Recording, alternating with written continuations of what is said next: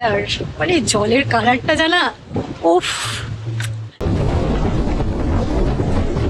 আগামী দুদিনের জন্য আমাদের বাড়ি হচ্ছে এটা। চারপাশে শুধু নীল আর নীল, মনটা যেন অন্য এক জগতে হারিয়ে যায়। এই তো মালদ্বীপ, নীল সমুদ্র আর শান্ত আকাশের মাঝে হারিয়ে যাওয়ার নামই তো মালদ্বীপ। স্বপ্ন যেন সত্যি হয়ে ওঠার এক জায়গা মালদ্বীপ। সমুদ্রের ঢেউ, নরম বাতাস আর এক টুকরো স্বর্গের ছোঁয়া, এই তো মালদ্বীপ।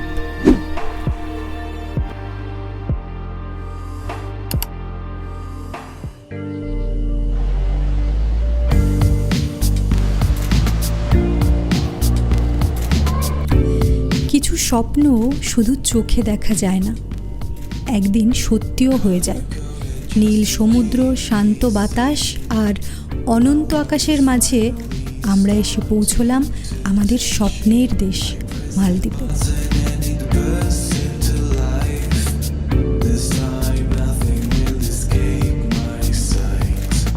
এয়ারপোর্ট থেকে ইমিগ্রেশন করিয়ে লাগেজ নিয়ে এবার আমরা চললাম আমাদের হোটেলের দিকে। মালে বা হলুমালে হলো মালদ্বীপের ক্যাপিটাল। চারিদিকে সমুদ্রে ঘেরা একটা ছোট্ট শহর, তাই এয়ারপোর্ট থেকে আপনি যেদিকেই যান না কেন, অথই সমুদ্রের টার্কোয়াইজ ব্লু ওয়াটার আপনার সঙ্গী হবেই। সেদিন আমাদের কোনো তাড়া ছিল না, কারণ সেদিন হলুমালেতেই আমাদের নাইট স্টে ছিল। হলুমালেতে এটা আমাদের hotel. Hotel aqua beach spa airport থেকে 10 মিনিটের ডিস্ট্যান্সে ছিল।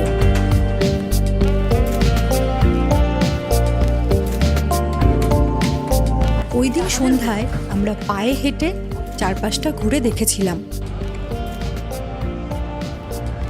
ক্লান্ত শরীরে ভেবেছিলাম ব্লগিং শুরু করব, কিন্তু blog welcome to Suman Leena. Hello,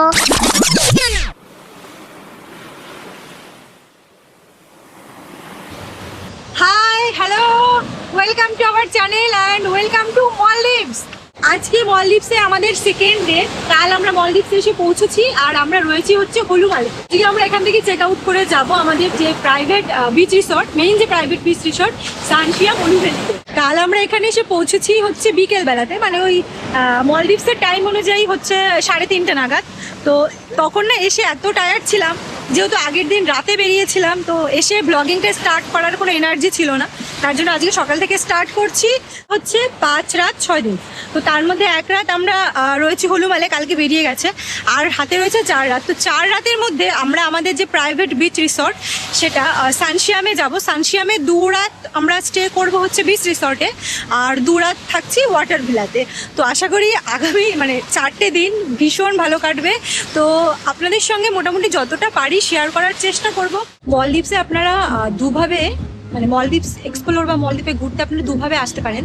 একটা হচ্ছে যদি লোয়েস্ট বাজেটের মধ্যে আসতে চান, তাহলে এখানকার যে লোকাল আইল্যান্ডগুলো সেগুলো এক্সপ্লোর করতে পারেন। 2টো লোকাল আইল্যান্ড আপনারা এক্সপ্লোর করতে পারবেন, সেটা হচ্ছে একটা হলুমালে আর একটা হচ্ছে মাফুসি। তো এই 2টো আইল্যান্ড আপনারা লোকালি এক্সপ্লোর করতে পারবেন, এবং সেখান থেকে কিন্তু আপনারা যত রকমের ওয়াটার অ্যাক্টিভিটিস, ওয়াটার স্পোর্টস সবই করতে পারবেন, এবং সেটা একটু কম বাজেটের মধ্যেই করতে পারবেন। এবং শুধু এখানে থেকেও কিন্তু আপনারা যদি চান প্রাইভেট আইল্যান্ডটা কিন্তু ঘুরে দেখে আসতে পারেন। সেক্ষেত্রে আপনারা ওখানে নাইট স্টে করতে পারবেন না, জাস্ট একটা দিনের জন্য ওরা কিছু ডলার নিয়ে আপনাকে ওখানে নিয়ে যাবে এবং ঘুরিয়ে আবার এখানে এনে সেদিন ছেড়ে দেবে। ওটা জাস্ট ঘোরার জন্য, ফটো তোলার জন্য কিন্তু আপনারা যেতে পারেন, সেটাও কিন্তু আপনারা করতে পারেন। এবং সেক্ষেত্রে কিন্তু অনেকটাই চিপ বাজেটের মধ্যে এটা পসিবল, মলদ্বীপস ঘোরাটা পসিবল।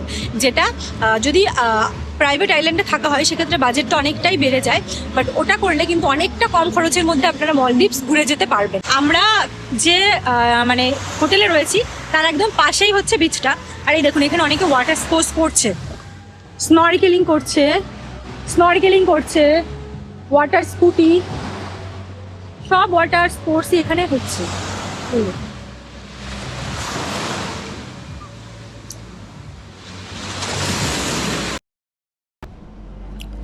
সকালে হোটেলের কমপ্লিমেন্টারি ব্রেকফাস্ট খেয়ে 10টা নাগাদ আমরা বেরিয়ে পড়লাম।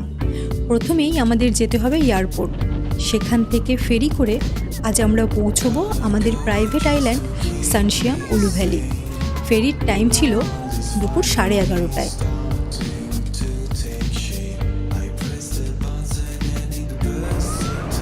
এয়ারপোর্ট এরিয়াতে আসার প্রধান কারণ হলো এখানে প্রত্যেকটি বিচ রিসর্টের জন্য তাদের নিজস্ব কাউন্টার আছে, তাই হাতে একটু সময় নিয়ে আপনাকে কাউন্টার খুঁজে বের করতে হবে।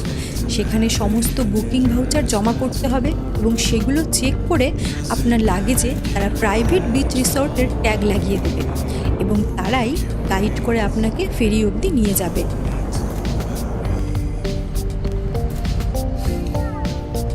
হলুমালে বা মালে থেকে আপনি চাইলেও আলাদা কোনো ট্রান্সপোর্ট করে যে কোনো প্রাইভেট আইল্যান্ডে যেতে পারবেন না। প্রাইভেট আইল্যান্ডে পৌঁছতে হলে আপনাকে অবশ্যই এই সকল ইন্ডিভিজুয়াল কাউন্টারের কাছে যেতেই হবে। প্রাইভেট আইল্যান্ডে পৌঁছতে হলে আপনাকে অবশ্যই এই সকল ইন্ডিভিজুয়াল কাউন্টারের কাছে আসতেই হবে এবং তাদের অ্যারেঞ্জ করা সি প্লেন বা সি বোট আপনাকে পৌঁছে দেবে আপনার প্রাইভেট বিচ রিসর্টে এবং এটি অবশ্যই আপনার প্যাকেজের মধ্যে ইনক্লুড থাকা দরকার।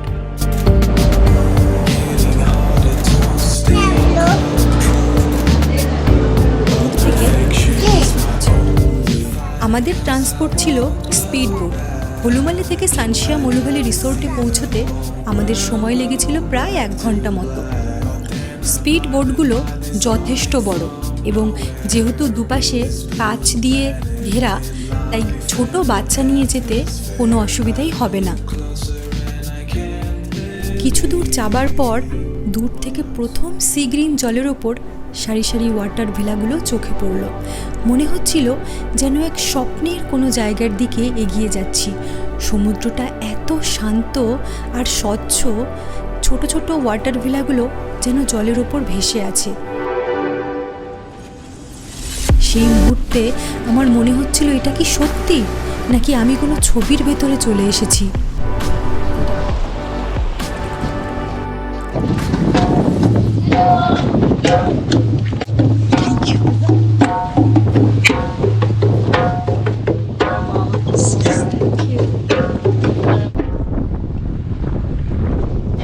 সানশিয়াম আইল্যান্ডে আমরা পৌঁছে গেছি, এখন ল্যান্ড করলাম আর এখন যাচ্ছি আমাদের রিসর্টের দিকে। তো আসার সঙ্গে সঙ্গে ওনারা আমাদেরকে ওয়েলকাম করেছেন। ওয়েলকামের জন্য এই যে ঢোল পিটিয়ে আর এরকম একটা মালা পরিয়ে আমাদেরকে ওয়েলকাম করেছে সবাইকে। কালার মানে জলের কালারটা জানা, ওফ, জাস্ট কি বলবো, মানে এটা মুখে প্রকাশ করে বলা যাবে না। আমি যতটা বলবো ততটাই কম, মানে এত দারুণ, এত দারুণ। Just look at this. ক্যামেরাতে তো আসবেই, কিন্তু নিজের চোখে দেখার একটা আলাদা ফিলিং আছে।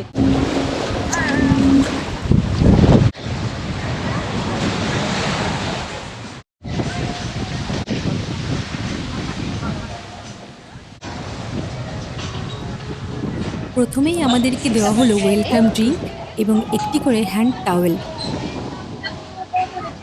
তারপর আমাদেরকে একটা কমন এরিয়াতে নিয়ে যাওয়া হলো। সেখানে আমরা আমাদের চেক ইন ফর্মালিটিগুলো কমপ্লিট করলাম।